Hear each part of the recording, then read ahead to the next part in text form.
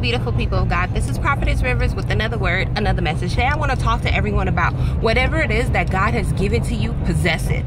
If you look at the book of Deuteronomy chapter 11, it talks about how God told the Israelites that the land that is in front of you that you see, it is yours to possess. And it started making me think that within that next verse, it says, but do not be discouraged, nor for you to be afraid. And the reason why I say that is because the enemy is going to tell you, yeah, you think it's yours, but it's not yours. And what I'm here to tell you is if God told you that it's yours, you go out and you possess it, because the worst thing that they could have did was let the enemy come in and start playing tricks on their mind and telling them, well, you think it's yours, but it's not yours. Or look at all that is around you. God was telling them what you see in front of you, just because you see it doesn't mean that it really is what it is. And I'm saying that because just because the enemy is going to make it look like if it's hard for you to be able to receive what it is, if God gave it to you, if God let you see it, God's not going to let you see it without you having it. It is yours, but it's up to you to possess. And I start feeling sad because at the end of the chapter, it says that only Joshua and Caleb were the only two that was able to possess the land.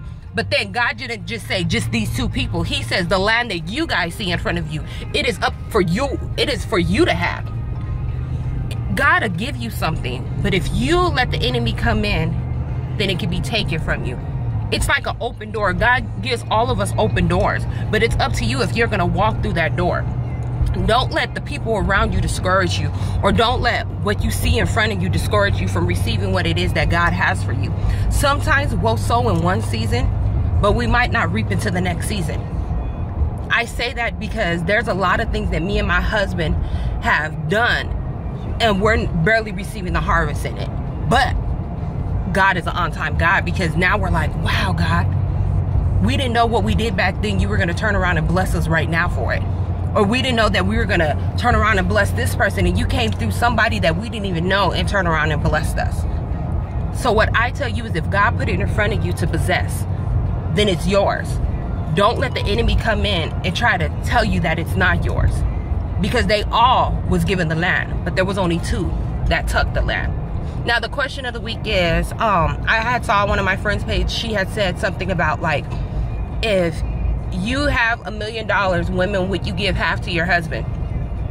Well, I wouldn't really have to say, first of all, if he's my husband, he's getting more than half. Whatever's mine is his, and whatever his is mine.